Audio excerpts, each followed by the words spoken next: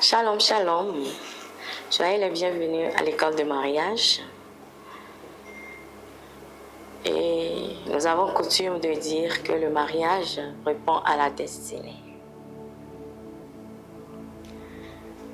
Le mariage répond à la destinée. Ce soir, nous allons nous attarder sur comment construire une relation sérieuse. La plupart du temps, les gens qui se marient, ou bien les gens qui sont dans le couple, vivent des relations et que quand vous causez avec ces gens, vous allez vous rendre compte que la solitude fait partie de leur ménage de tous les jours. Être marié et connaître encore la solitude est quelque chose de tellement déplorable.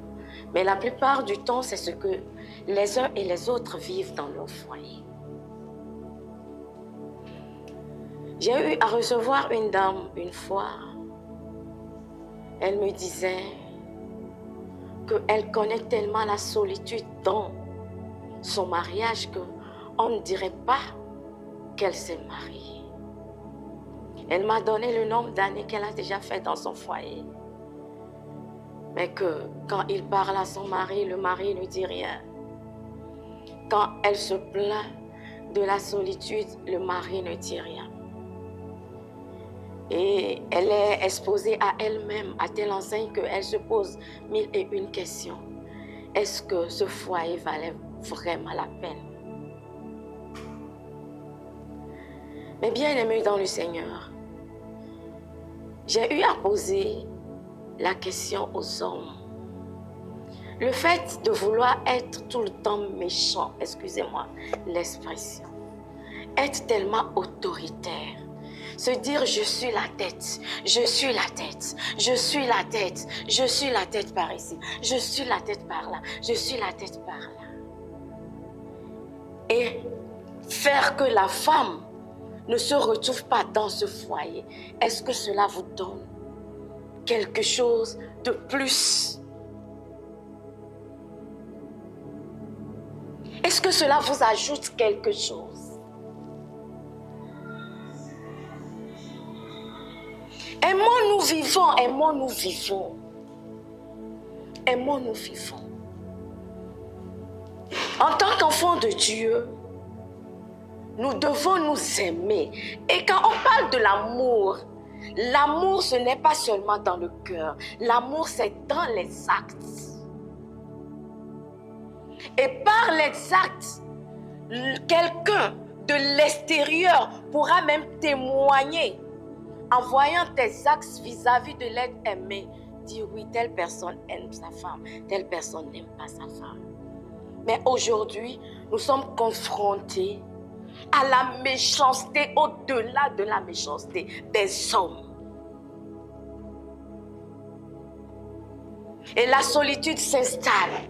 La femme a envie de parler, mais l'homme dit tu n'as pas le droit de me parler.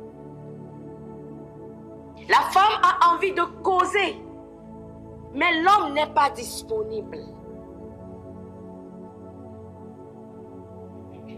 À qui est-ce qu'elle va aller parler ou causer si elle ne peut pas parler à son mari? Et c'est ce qui fait que dans les foyers, vous allez voir qu'il y a une troisième personne qui entre dans le foyer. La personne qui ne devrait pas entrer, la personne entre parce qu'il y a une faille dans le foyer. La solitude détruit tellement de foyers. La solitude détruit tellement de foyers. Tellement de foyers. Oui, ma femme n'a pas le droit de me parler à cause de la tradition. Ma femme n'a pas le droit. Non. On démontre son amour vis-à-vis à sa femme. Vis-à-vis de sa femme en écoutant ce qu'elle te dit Et en essayant dans la mesure du possible, comme papa a l'habitude de le dire, que la femme n'impose pas ce qu'elle dit. La femme fait des suggestions.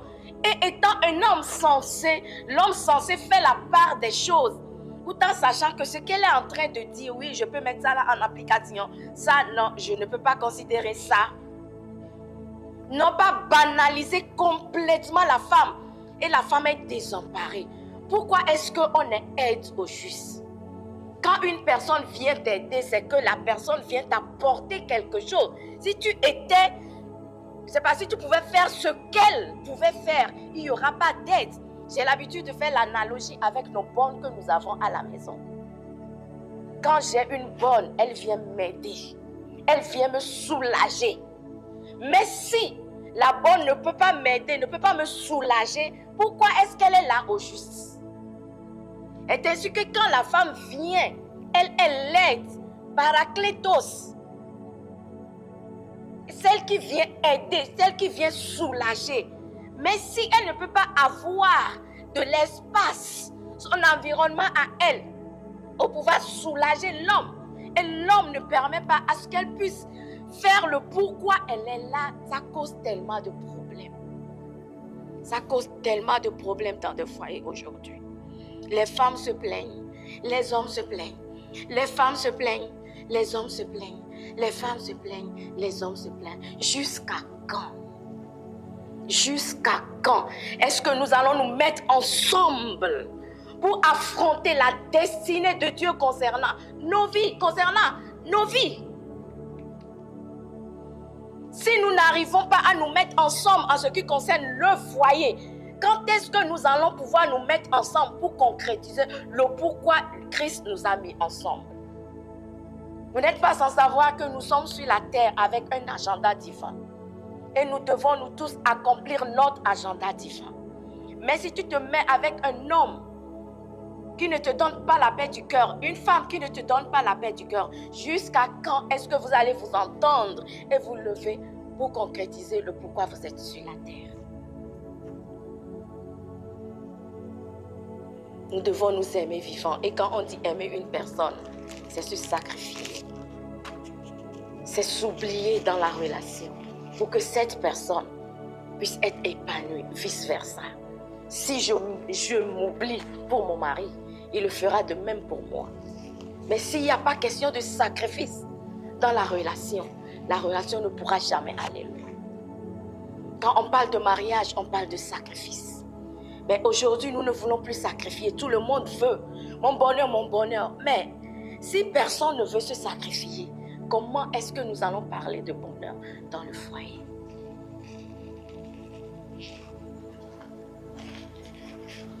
Ce qui est aberrant est que c'est quand l'autre n'est plus que nous nous disons si je savais, si je pouvais faire ci, mais je ne l'ai pas fait. Et on se met à se morfondre. Moi, quand j'ai perdu mon père, j'ai dit, j'aurais pu faire mieux. Et j'ai dit, tant que ma maman est vivante, ce que je n'ai pas pu faire, je le ferai dans sa vie. Et c'est ce que quand nous sommes en couple, ne laissons pas l'autre partir avant de commencer par dire si j'avais su, si je pouvais. Ne laissons pas la relation se détruire d'abord avant de dire j'aurais pu. Tu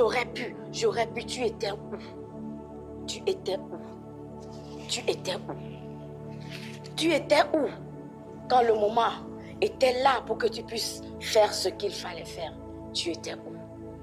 Le Saint-Esprit t'interpelle ce soir parce que tu commences à prendre conscience. Pour construire une relation sérieuse et épanouie, cela demande tellement d'engagement. Cela demande la communication et cela demande le respect mutuel. Nous allons voir quelques points qui vont nous aider à bâtir la relation sérieuse. En premier lieu, nous devons nous connaître nous-mêmes avant de nous engager dans une relation quelconque. Avant de chercher une relation sérieuse, il est important de se connaître soi. Le manque de la connaissance de soi nous amène à rentrer dans des relations qui nous détruisent. Si tu te connais, tu connais ta valeur.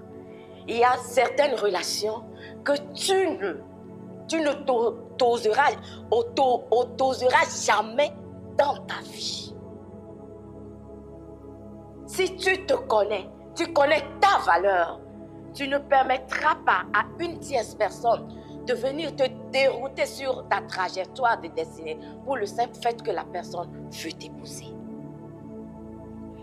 Et la bonne connaissance de toi-même te permet d'éviter des relations toxiques. Parce que quand tu te connais, il y a certaines choses que tu sauras que, me connaissant, moi, je ne peux pas. Je ne peux pas. Je ne peux pas faire ci, je ne peux pas permettre ça. Je ne parle pas de l'ego de l'être humain. Nous tous, nous avons nos principes, nous avons nos caractères, nos tempéraments.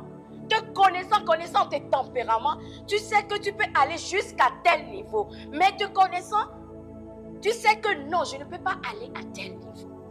J'ai connu une dame, elle venait ici et il y avait un jeune homme qui voulait l'épouser. Le jeune homme travaillait dans une grande société de la place. Et qui veut dire que c'est ce que toutes les femmes voulaient avoir. Mais en temps, la femme était venue nous dire que non, qu'elle ne peut plus continuer cette relation. Et mon mari lui avait demandé pourquoi. Et elle a dit que, papa, vous voyez, j'aime cet homme. Je veux bien vivre avec lui. Mais j'ai mes principes, mes valeurs. Et cet homme, à chaque fois qu'il vient, il est tellement violent. Il n'est pas patient. Il est violent. À tout bout de champ, il a tendance à me gifler. À peine je commets une erreur, le monsieur veut déjà commencer par me taper. Il ne m'a même pas encore doté. Nous sommes juste en cheminement. Et la dame a dit, papa, moi je ne peux pas. Je ne peux pas épouser un homme qui va lever la main sur moi. Et comme ça a été une soirée. Je pense qu'on avait terminé le culte du dimanche soir. Et le monsieur avait ramené la dame à la maison.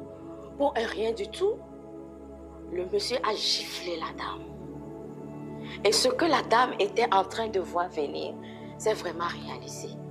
Et ce jour-là, peu importe l'argent de l'homme, l'opulence de l'homme, il a dit, monsieur, notre relation, ça s'arrête ici. Parce que moi, je ne peux jamais autoriser un homme qui va lever sa main sur moi. Ça s'arrête là.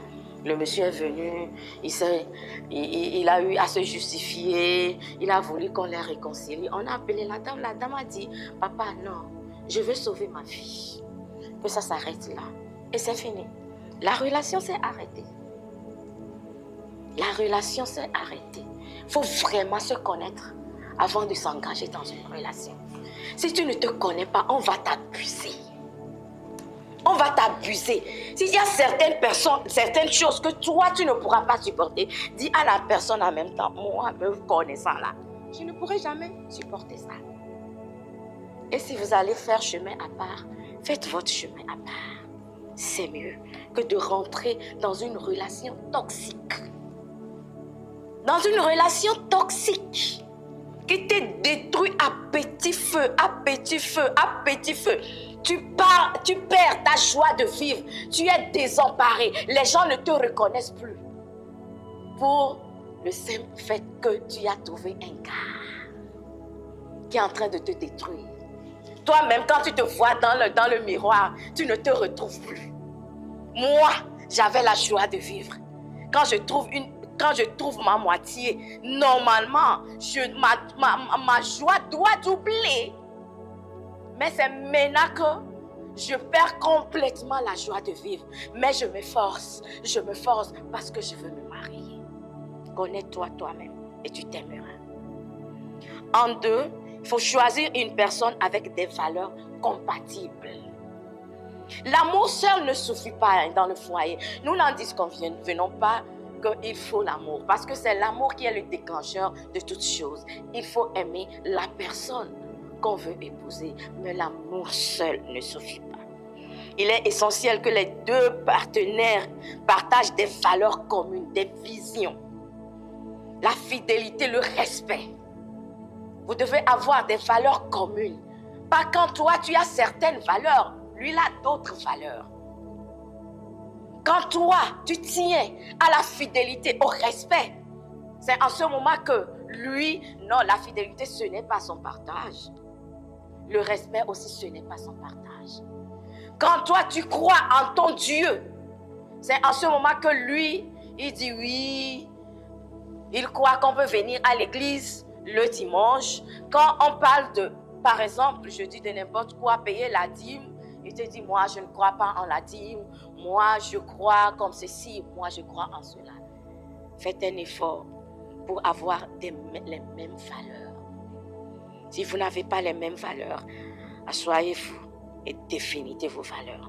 Cela facilitera la compréhension et l'harmonie dans votre relation. En trois, communiquez de manière très, très honnête et ouverte. La communication est la clé solide pour toute relation. La clé solide. Vous pouvez exprimer vos peurs, exprimer vos craintes, vos attentes, vos jugements, sans que l'autre personne ne puisse vous juger. Mais si vous ne pouvez pas parler, à chaque fois que vous parlez, la personne vous dit oui, c'est de l'abondance du cœur que la bouche parle. C'est l'abondance de cœur que la bouche parle. Vous aurez de la peine à pouvoir exprimer vos ressentis. Par exemple, la femme, elle dit ce qu'elle ressent. Mais l'homme dit ce qu'il pense. Nous sommes deux êtres ayant des psychologies très très différentes. Mais si tu ne connais pas la psychologie de la femme, quand elle commence par parler, tu vas prendre à cœur ce qu'elle est en train de dire. Mais elle est en train de dire ses ressentis. Mais quand toi tu parles, l'homme parle, on sait que tu es en train vraiment de parler. De parler.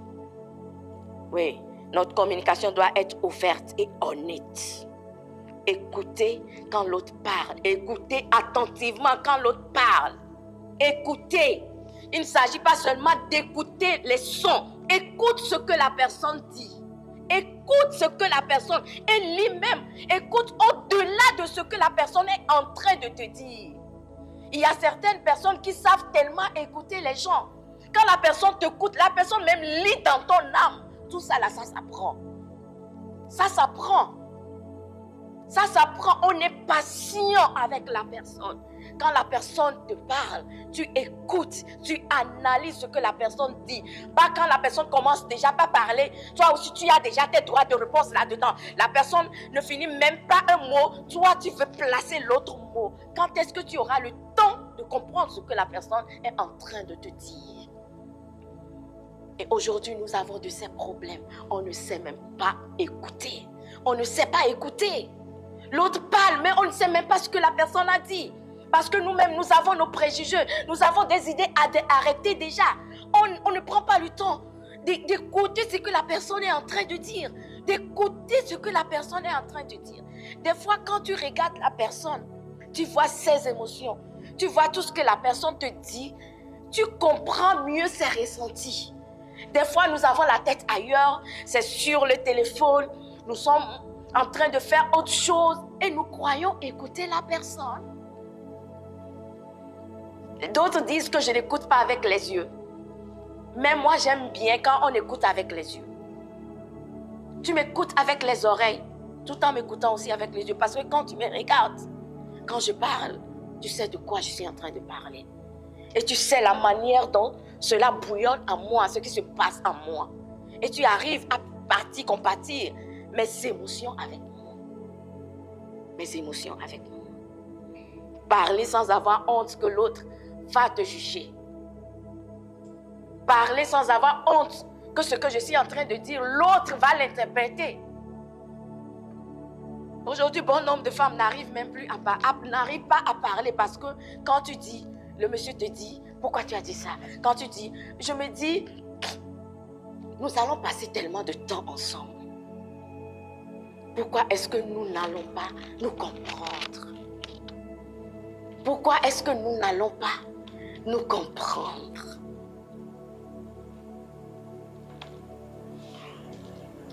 En cas de faire preuve de patience et d'engagement, une relation sérieuse ne se construit pas en un seul jour au lendemain. Elle demande du temps, des efforts et un engagement mutuel. Tout le monde doit apporter sa pierre à l'édification. Si on laisse une seule personne s'investir dans la relation devient unilatérale. Et la relation, elle devient très très fatigante. Tout le monde doit s'investir dans la relation. Tout le monde doit s'investir dans la relation. On doit s'investir ensemble tout en gardant le respect, l'amour, comme fondement. Comme fondement. On traverse ensemble les hauts, on traverse ensemble les bas. On se bâtit ensemble, on grandit. En nous ressortant des problèmes, des situations étant grandis. Et cela renforce de jour en jour votre amitié, votre collaboration. Parce que quand les vents arrivent, si vous arrivez à vous soutenir, quand le vent va passer, vous aurez grandi. Vous aurez appris. Mais si à chaque fois les vents arrivent, c'est une seule personne qui tombe et l'autre est là en regardant, ça fatigue l'autre. L'autre est fatigué. L'autre se fatigue dans la relation. Mais si vous deux vous mettez ensemble dans cette relation, quand le vent souffle, vous vous tenez ensemble. Mais quand la tempête va passer, vous allez encore vous aimer plus. Parce que vous allez vous découvrir des potentialités, vous allez vous découvrir des caractères que dans le temps normal, vous n'allez pas découvrir. Investissez ensemble dans la relation. Soyez soudés dans la relation. Mais tout en le faisant dans le respect et dans l'amour. Entretenez la flamme et nourrir la relation. La routine tue toujours la relation. J'avais déjà enseigné sur la monotonie. Comment la monotonie détruit les foyers. La monotonie détruit tellement de foyers. Nous devons innover dans tous les sens. Il est important de surprendre son partenaire, de partager des moments de qualité, de cultiver l'attention, l'affection, la relation. La monotonie tue les foyers, tue les mariages. Nous devons toujours découvrir, innover. Innover, découvrir, innover, découvrir, innover, découvrir, innover, découvrir, innover. Si on ne s'investit pas dans une relation, comment est-ce que nous allons penser innover? Nous allons penser toujours faire de nouvelles choses. Arriver à un moment, la monotonie fera que vous allez vous dire, nous ne sommes pas compatibles, nous ne sommes pas compatibles. Mais c'est parce que c'est la monotonie. Mais si vous arrivez à innover, parce que ça demande de l'énergie. Pour innover, ça demande de l'énergie. De l'énergie. Et quand tu innoves, la personne innove. Tu innoves, la personne innove. Tu innoves, la personne innove. Vous allez voir que votre relation de jour en jour va se solidifier dans le temps. Va se solidifier dans le temps. Le pourquoi les mariés disent que j'aime plus mon mari qu'au début de notre relation. Parce que quand vous êtes ensemble, ou bien j'aime ma femme, vice versa.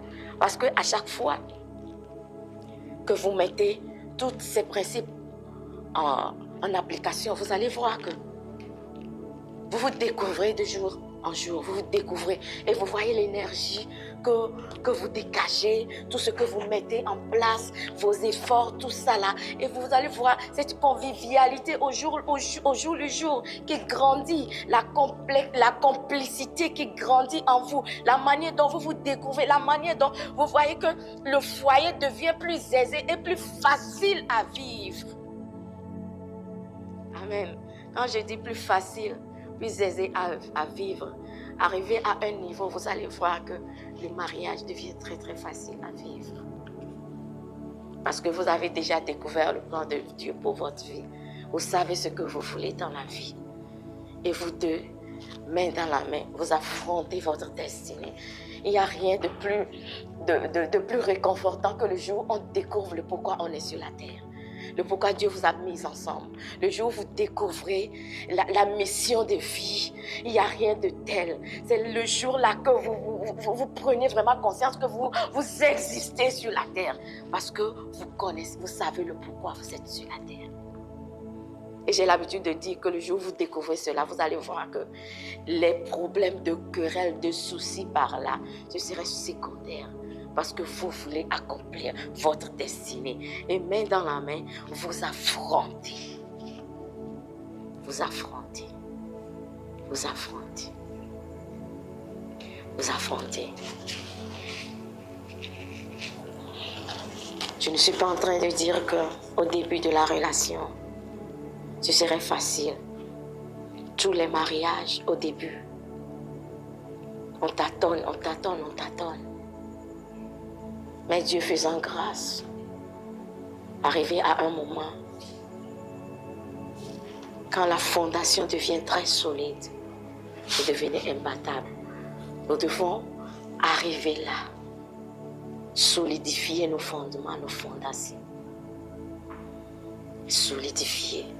Éviter que la personne que tu as épousée sente la solitude. La solitude, ça détruit les gens. Ça détruit. D'autres deviennent des philosophes. Ça détruit. Je vous en prie, les hommes, reconsidérez vos positions. Le dimanche, la nuit, quand nous avions terminé, j'ai eu à discuter avec certaines femmes. Et là-bas que j'ai lu. Des fois, vous allez voir des gens qui sont mariés, vous allez vous les envier.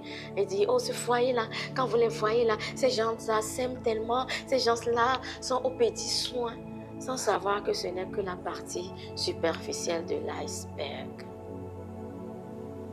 Je vous en supplie. On ne vit qu'une seule fois.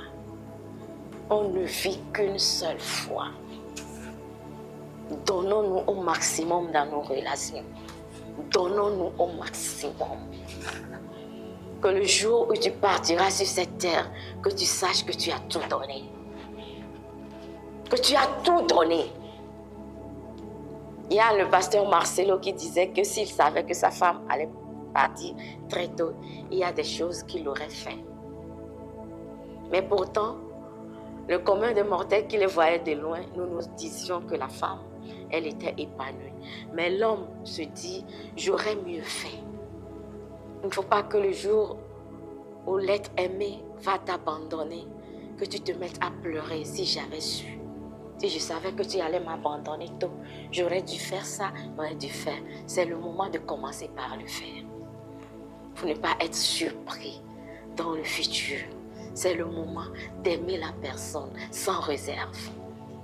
Le fait de démontrer à ta femme que tu l'aimes ne diminue en rien l'homme que tu es, la tête que tu es. Le fait d'être aux petits soins de ta femme ne diminue en rien l'homme que tu es, la position que tu occupes, le titre que tu as dans la société. Plutôt, la joie de ta femme, tout ce qu'elle te procure, te propulse et t'ouvre les portes de bénédiction.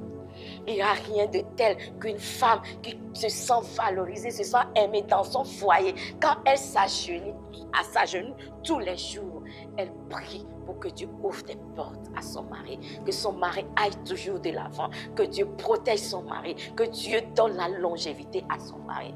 Et le Seigneur écoute sa prière. Il n'y a rien de tel. Je veux supplier tous les hommes ce soir. Si tu n'écoutes pas ta femme, commence par l'écouter. Je ne dis pas de mettre en application les 100% des choses qu'elle te dira, mais essaie d'écouter ce qu'elle te dit. Essaie d'écouter ce qu'elle dit. Essaie d'écouter ce qu'elle te dit. Essaie d'écouter sa parole. Essaie de l'écouter un tout petit peu. Essaie de la valoriser. Elle est un être humain. Elle est l'enfant de quelqu'un qui a besoin d'être aimé. Qui a besoin d'être aimé. qui a besoin d'être aimé. Et je m'en vais terminer en disant, faisons un effort au moment de l'intimité. Ne soyez pas selfish comme les Anglais ont l'habitude de le dire. C'est un acte que vous êtes en train de poser à deux. Et vous devez à deux jouir de cet acte. Quand tu finis, est-ce que tu prends la peine de demander à ta femme comment elle va? Il y a une dame qui m'a dit, ça fait plus de 15 ans.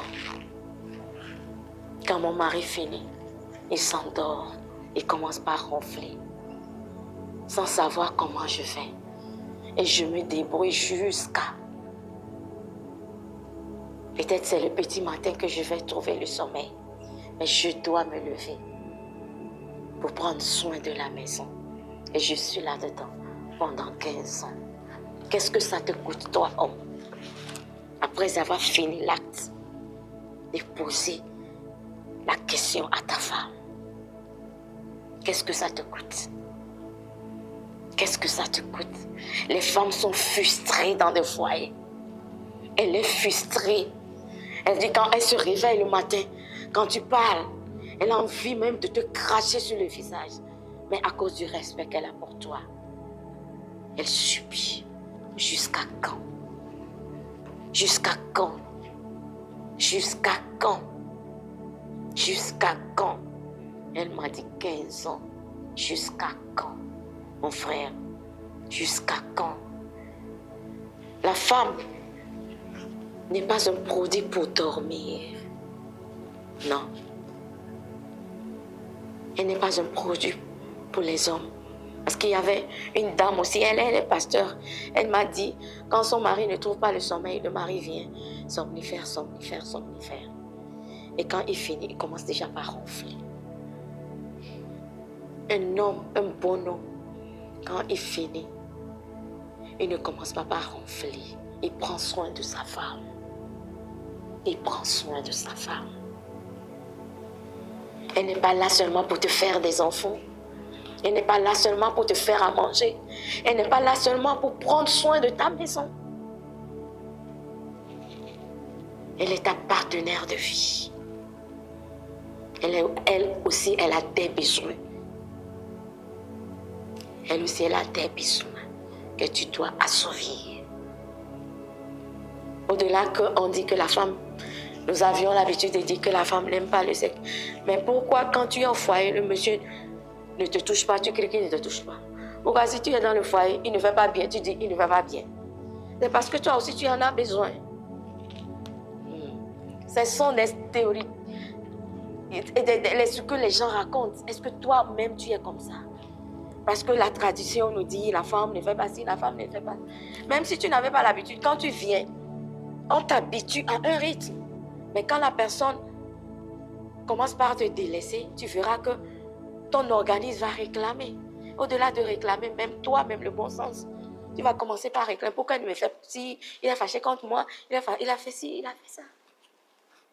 Arrivé à un moment, nous aussi, les femmes, là, nos bouches, la fermons un peu. Fermons un peu. Fermons un peu. Vous êtes bénis ce soir. Vous êtes bénis ce soir.